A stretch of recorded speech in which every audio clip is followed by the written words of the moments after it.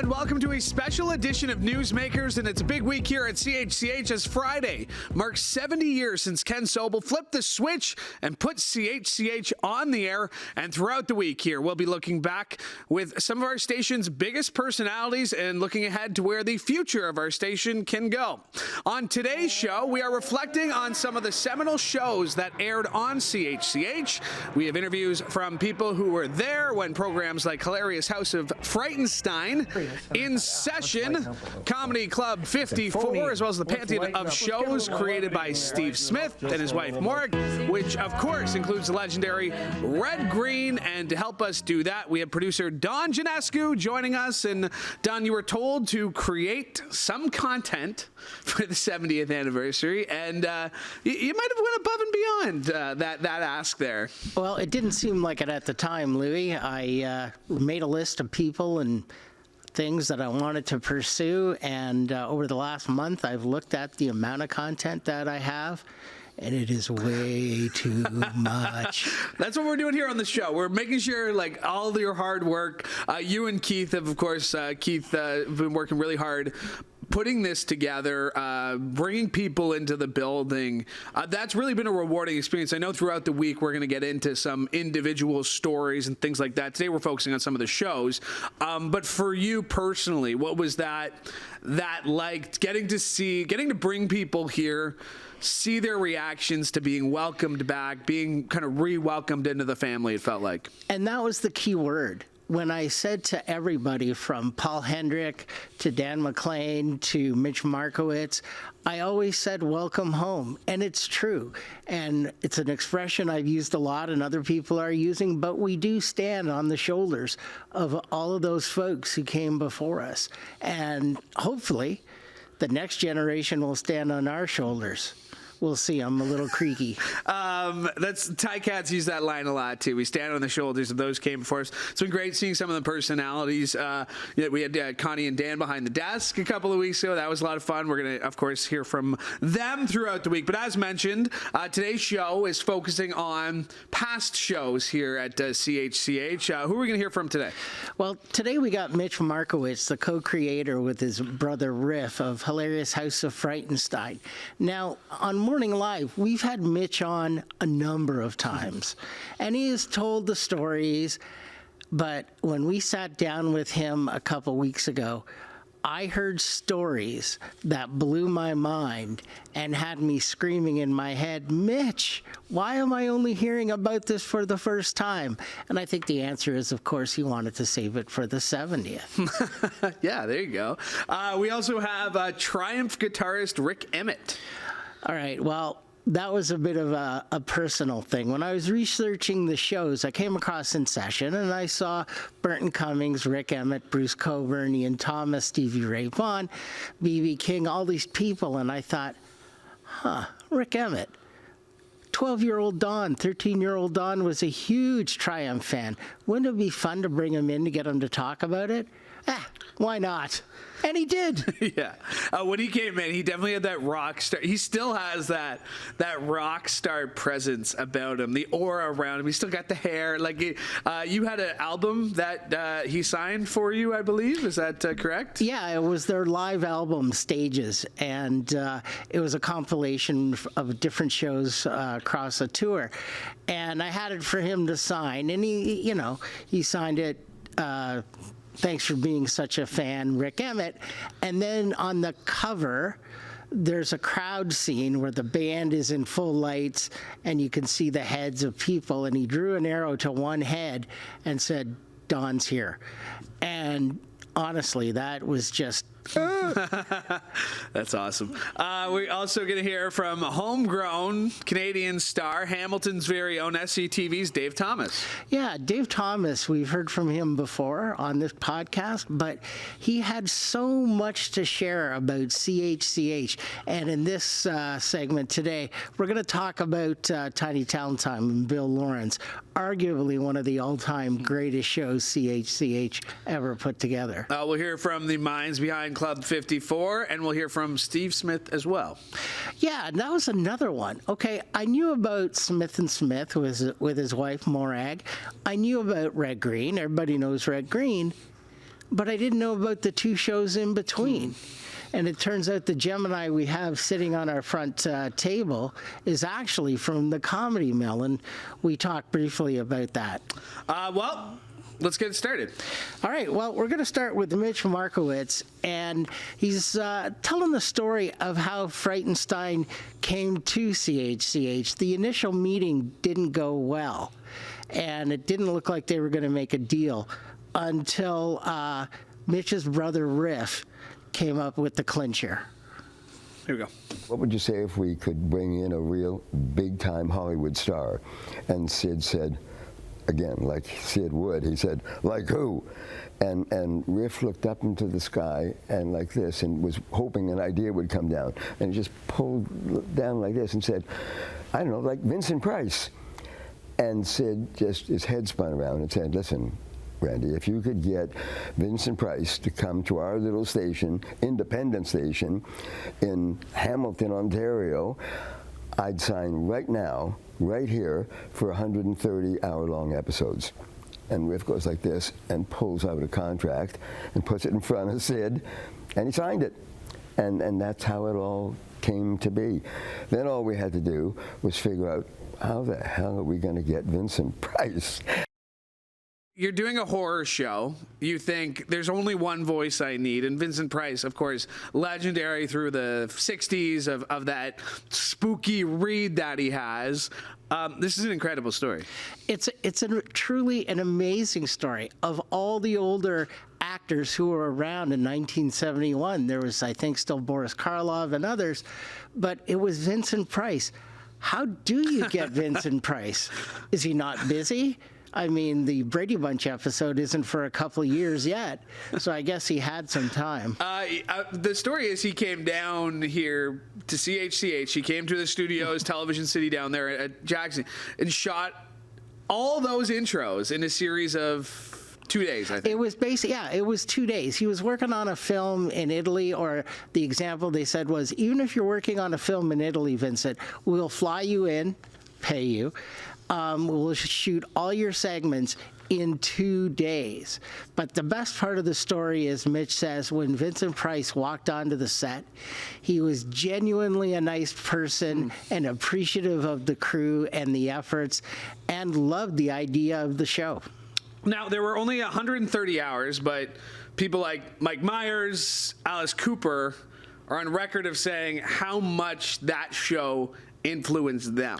Yeah, that's true. I mean, those of you who remember Alice Cooper in his heyday before he went on the Muppet Show, he had this whole dark persona that he based around Frightenstein, and we're hoping to have more from Alice Cooper, but if you have time, Louie, Mitch did share a story where he was at a Comic-Con and nobody was really in his line. Then suddenly there were hundreds of people in line, and he asked one person what's going on, and they said, hey, Alice Cooper is upstairs. He told us that he was influenced by the House of Frightenstein, and you're the co-creator, and you're here, so we're all coming down to see you. That's awesome. So even today, he still appreciates. And we have the clip of him talking about that? Yes. I think we do, yeah. Billy came into the office one day because they were doing Party Game at the time, another show Riff did for CHCH, another huge success, played right across Canada, syndicated. And he heard what we were talking about, and he said, let me do it, man. I can do it. And Riff said, Billy, you're already doing Party Game. You're flying every Wednesday down to California to do the Sonny and Cher show. You're doing this, you're doing those the beer commercials. Like, you're a busy cat. You don't have enough in you to do. I can do it, man. Let me do it. And we had to start shooting like a week later. He said, okay, you're in. And now that was Mitch talking about Billy Van and his insatiable appetite for work. I mean, the story, another story from Mitch I'd never heard before. He was doing Sonny and Cher at the time, which is a weekly show. He was doing Party Game on CHCH, but he kept walking into the studio saying, I'll do it. They needed somebody in a gorilla costume who could fall over. And the guy they had couldn't do it. So Billy Van said, I can do it. Yeah. And he did it, and they used it over and over and over again. So you mentioned the Party Game, obviously another huge show. here at CHCH, one that we look back on very fondly, is the Red Green Show, and it was originally shot in our old Jackson Street studios. Yeah, it's amazing. I remember when I first got to CHCH, I walked in and the security guard there, Gord, said as we're walking by the studio, he goes, the Red Green shot there. And I was like, the Red Green Show was shot here? Usually these things you would think are subbed out to somewhere else, but it was right there. So a couple of shows I put together for Christmas over the years, I worked in the same studios as Red Green. I feel pretty good about that. And Steve Smith, of course, was Red Green, and our very own Matt Ingram. He was a super fan of Red Green growing up, and he sat down with the comedy maestro, share some memories, and what's next. Red Green character started on Smith & Smith in 1978, and I was making fun of Red Fisher, which was like a straight-out fishing show, and he had the attitude that nothing would bore you, and I thought that was fascinating. He was going to fill the half hour. It was your job to make it interesting, and that's where I went with Red Green. And then we thought, well, let's just expand that into a whole show. I was comfortable. We already had some positive reaction to the character, and I remember going into the station and saying, I need you to give me enough money that I can do something, but not enough that you care what it is. And that was the Red Green Show, and we did everything, small crew, and away we went, and we had fun. I think when you watch the show, you can tell that we're having a good time doing it. It seems that people have somebody in their family that it reminds them of, maybe an uncle or a grandfather. I say to people, if you don't have a Red Green in your family, it's probably you. So people do relate to that, and I think these days you're almost sitting on the edge of your seat when you're watching some of these shows, because you don't know what they're going to say. Is that going to be appropriate? Right. People say to me, this is the show I watched with my dad, kind of deal. The whole family would watch together because they knew it was kind of a safe environment. The last 4 years I'm doing a podcast with my son in the Red Green character, and now we're doing an animated version, all brand new material, but an animated version of the show, which will be coming out in the fall. But the show's we got it hooked up with a company in Kansas who's streaming, and we got our own channel now. So oh, wow. It won't die. It won't die. I love that. First of all, you brought Steve Smith. This was recent. You brought him in on Friday. That's right. He's still that. Like, you look at him, you hear that gravelly voice. Like, you go right back to that show and the hours spent on the couch on Saturday mornings or whenever you watched it. It was a real trip to see him back here. And then he says things like, it won't die. Well, an animated series. It's got a whole channel, and you can stream the show. I'm going to steal this from you. Where can you steal it from? You can get it from Roku, Samsung TV, Pluto TV in Canada airs it. His YouTube page has it all there too. Yeah, every like too. 15 seasons or something like that. We aren't done discussing the show. Of course, a show like that deserves a couple of clips to talk about. And you had the opportunity to speak with another important part of the Red Green Show, who also shared some memories. Yeah, Patrick McKenna, or as I can call him, Pat. He played Harold Green, producer and nephew of Red Green, and boy, oh boy, you'll see in the clip, if you're watching this, he cannot stop smiling, talking about Red Green, especially the story he shares when the audience got a shock. All right, let's take a look. Every night we had so many wonderful, crazy things happen because we never really rehearsed. We would just kind of come in and say the lines in front of the camera so we knew where to stand that night for the live show. So we never really heard the jokes themselves until that night. We tried not to say the punchlines during rehearsal so we wouldn't kind of ruin the joke for everybody. So that was always the excitement, to hear that first laugh that would just crisp in the room. And I think the one that stands out the most would be the night we dropped a canoe from the ceiling in the middle of a scene at the very large build at the studio that was so no one saw it up there. So as we were speaking, suddenly this canoe just smashed on the ground in front of us, and trying to maintain our position with that while the audience was screaming and yelling in shock and fear and laughter all at the one time was probably the hardest, funniest moment, because it just brought you into that moment. When you're in the characters, so sometimes you miss all the wonderful stuff happening around you, but that smashed us out of it.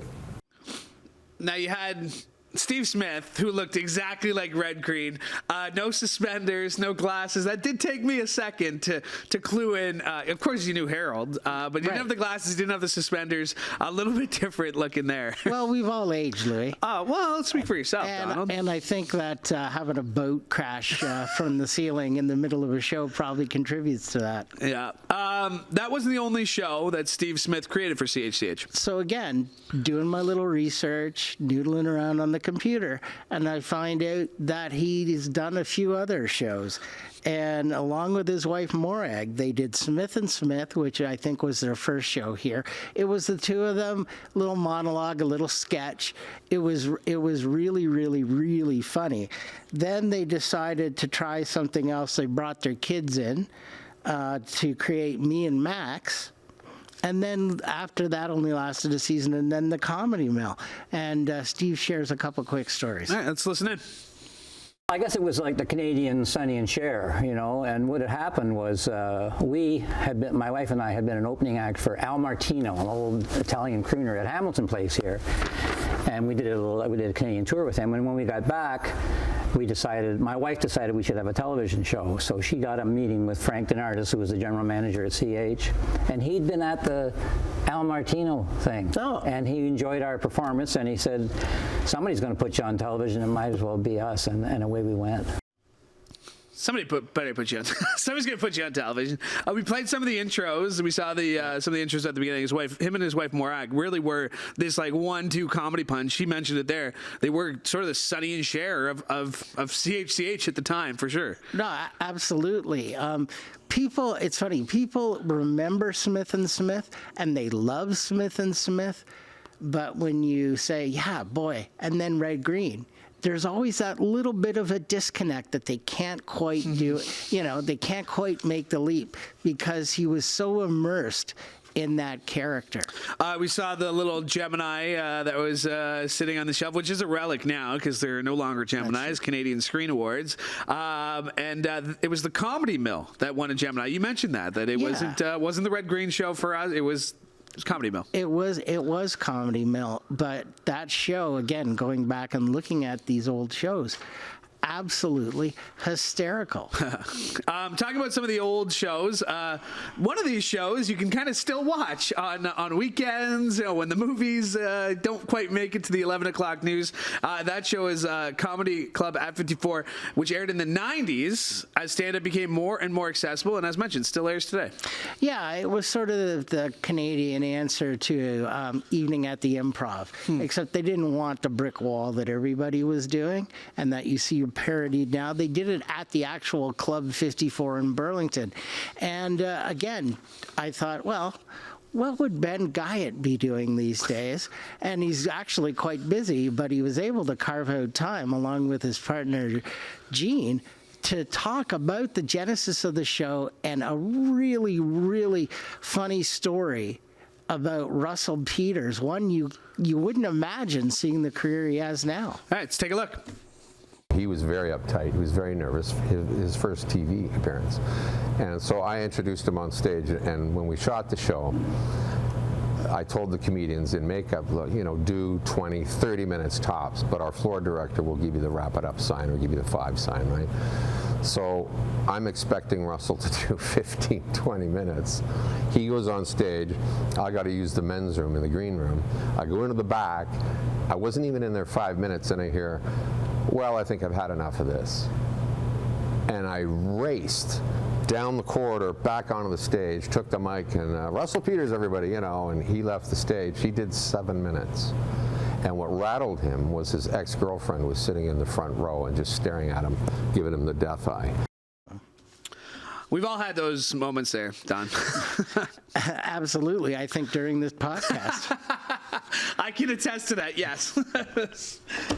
It wasn't just him running the show, though. No, the owner of the club and co-creator of the show, Gene Quantum Mateo, and I practiced that name repeatedly. Well done. A great great guy.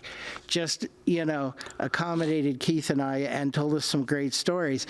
But the clip I wanted to showcase was, we don't always hear about the people behind the camera, and he acknowledges one longtime director at CHCH. Let's take a look.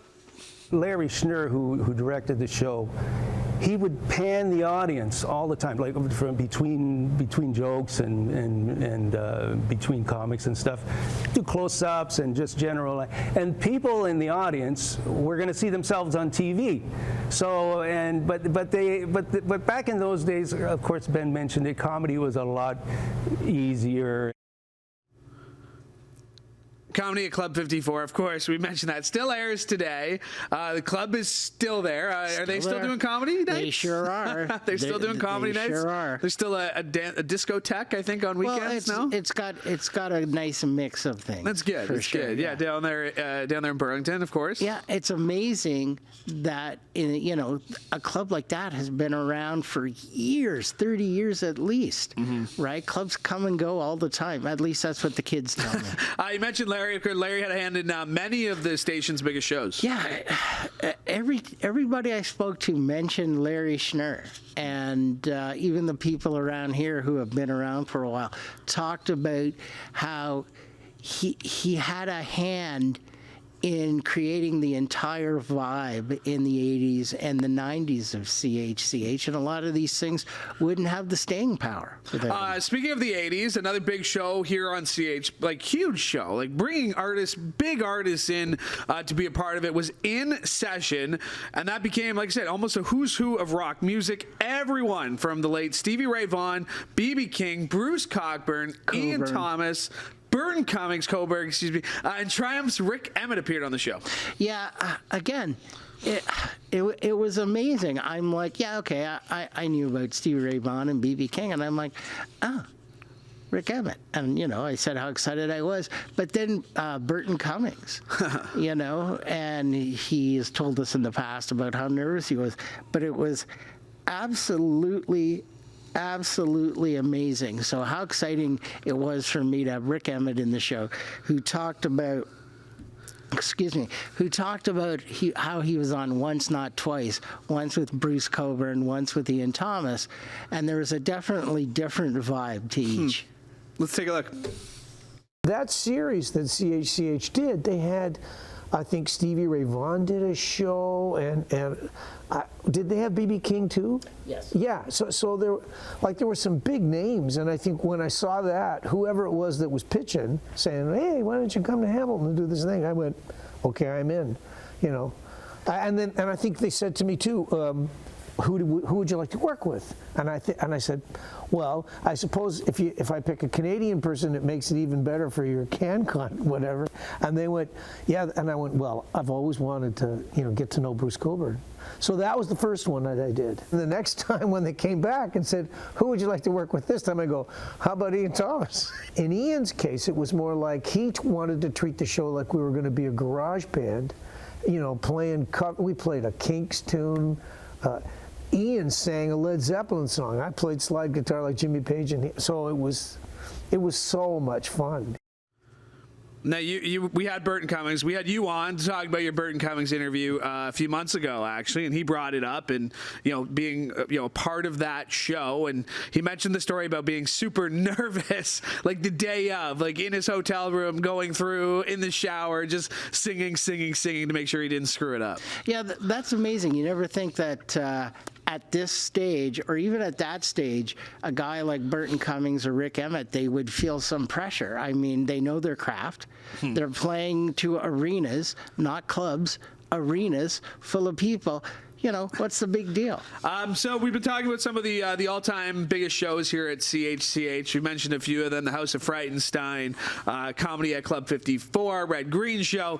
One of the biggest shows our viewers and listeners may be wondering about, Tiny Talent Time, one of the biggest shows to ever air on CHCH. Incredible. I always knew that show was huge, but almost every person I spoke to for this project mentions Tiny Talent Time. Either they were on it, they want to be on it, blah, blah, blah, blah, blah. But Rick Emmett shared a very interesting Tiny Talent Time story. Let's take a look. There was a girl, she was so pretty, and by about grade 6 or 7, her name was, she had a Lithuanian name, Aglaili Asavikius. I'll never forget it. Aglaili, that's a pretty different kind of first name. But she played on Tiny Talent Time, and it was like she was the celebrity of our school because she'd been on television, right? Now, I have no idea what she went on to, but in the back of my mind, it was like, well, if Aglaili can play on TV, someday I'm going to play on TV too. So Aglaili, if you are listening, let us know what you're doing today, because Rick Emmett wants to know. If Rick Emmett wants to know what you're doing, we want to know what you're doing. Absolutely. Absolutely. Again, imagine, my hope is that somewhere it gets back to her, that Rick Emmett still remembers. Yeah. But yeah, there was more from Tiny Talent Time.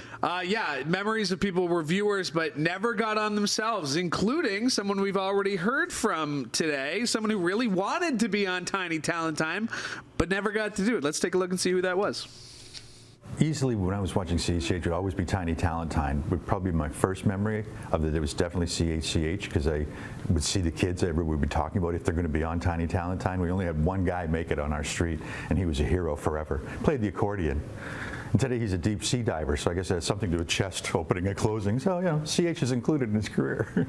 The jealousy of not being on TV. Like, that was it. It was like, we mentioned, like, Rick mentioned with Aglaili and Patrick McKenna talking about a classmate that was on the show, and of course you'd go to school the next day, you'd be the biggest celebrity in the world.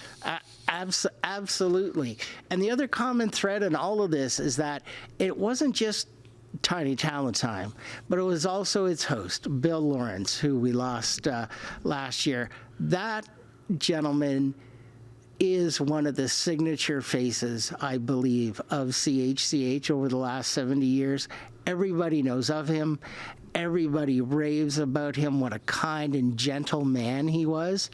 And it's great. And in fact, we have Dave Thomas of Second City and a few other projects remembering Bill Lawrence. Let's take a look. Bill Lawrence, of course, I met because he lived down the street. And he was a very nice gentleman. You know, he was like Mr. Rogers. He really was. He was like that kind of person. Yeah, when you hear people talk about Bill Lawrence, you mentioned this last year. Obviously, sadly passed away. It was a huge story for us here. You know, he's really everywhere in this new building. We have murals of the past, and a lot of that, of course, is the Tiny Talent Time, and you know, you can see him, you know, on the wall there, and what he meant to the station. It's pretty incredible to think of.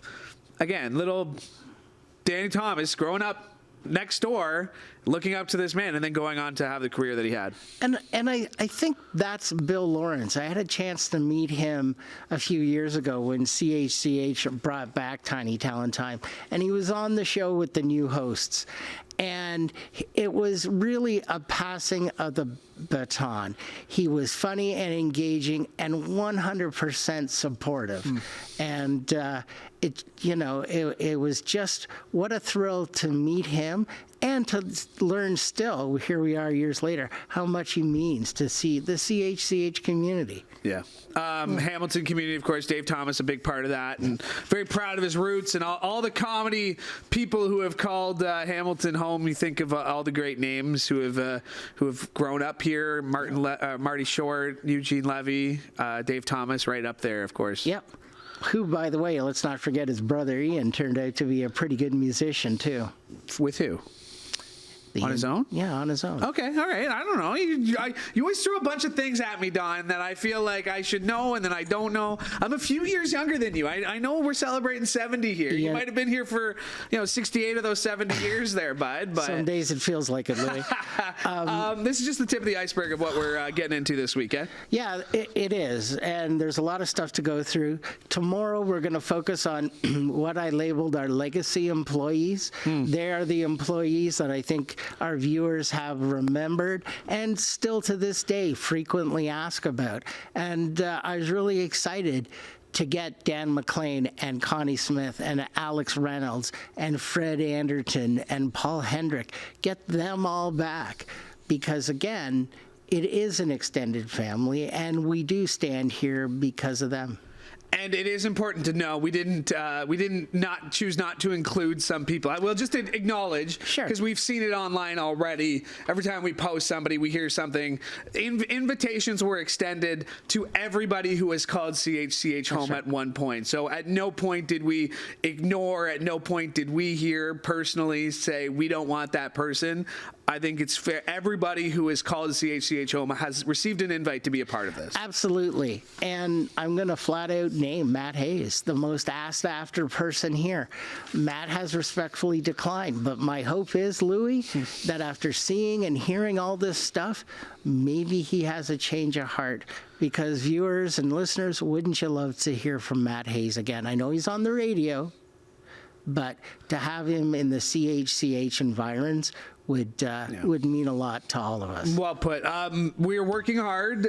Obviously, these were big, longer setups. So part of this show is to give you a peek into what they've been up to, their memories of CH. But you are working hard. Our web team's working hard to make sure there's a way we can put up all these interviews in their entirety eventually. Yeah, that's right. In fact, there was a flurry of emails this morning. What I do want to do is, because every one of these interviews is 20 minutes or longer. The Alex Reynolds interview that aired on Morning Live the other day, and you'll hear clips from tomorrow, was like a good half hour. And he's genuine, and there's a lot of good stuff. So we will tidy up a couple things like camera focusing and things like that. I know it just doesn't happen. But we're going to put them all up, and you won't miss an important word from all of them. Well, we're looking forward to that. Tomorrow we'll wrap up with some of the faces of CHCH News Past. You mentioned them: Dan McLean, Connie Smith, Fred Anderson, Alex Reynolds, Paul Hendrick, Bob Cowan as well. And Bob's coming back on Friday, I heard, right? He's going to make a cameo. But we had a Annette interview Bob that'll air on Morning Live this Thursday, and then we had Bob interview Annette for a nice little turnaround. So, of course, we know you tune into CHCH Morning Live every day, but this week especially, you want to be tuning in. And, of course, it's all building up to Friday, in which we celebrate 70th on the day. But, of course, we'll be celebrating all year long here on CHCH. Don, we had fun? Yeah. I think we did okay. I'm going to invite you back tomorrow. Is that okay? Let me check my schedule. All right, good. I already know the answer. Don, thanks for doing this. Don Jonescu, of course, the 70th anniversary segment. My producer, my thanks to him for doing this today. My thanks to Mike Corsten for directing today's show. My thanks to Katie for production assisting today as well. And thank you for listening, because we could not do the show without your support. And make sure you like and subscribe to CHCH Podcast so you never miss an episode of this show or any of the other great shows we have for you. As mentioned, we will be back tomorrow with a new episode of the special edition of Newsmakers, looking back on 70 years at CHCH. From all of us here at CHCH today, I'm Louie Butko. Have a great day.